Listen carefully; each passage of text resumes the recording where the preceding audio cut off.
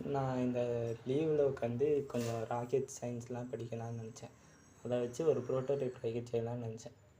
அந்த முயற்சியில் இன்றைக்கி டே 2. ஆக்சுவலி நான் ஒரு ஆர்வக்கோளாறில் என்ன செஞ்சுட்டேன்னா, ஃபுல் ராக்கெட்டோட ப்ரோட்டோடைப் வித் பேலன்ஸ்டு வெயிட்டு நேற்று 7:30க்கு செய்ய ஆரம்பித்தேன். இன்றைக்கி 5:30 மணி, சாயங்காலம் 5:30 மணி. நேற்று நைட்டு 7:30 மணிக்கு வித்தின் 24 hours.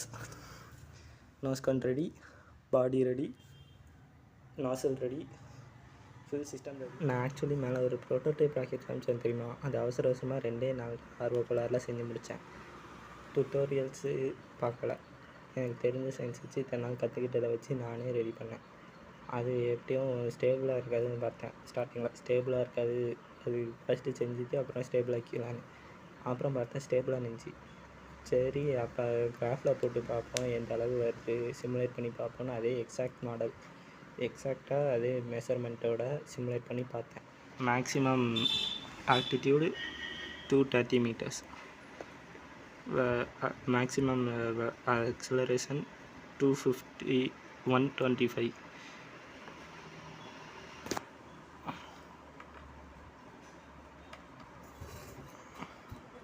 இதான் ராக்கெட் மாடல். டாப் வியூவிலேருந்து 3D ஃபிகருக்கு மாற்றேன்.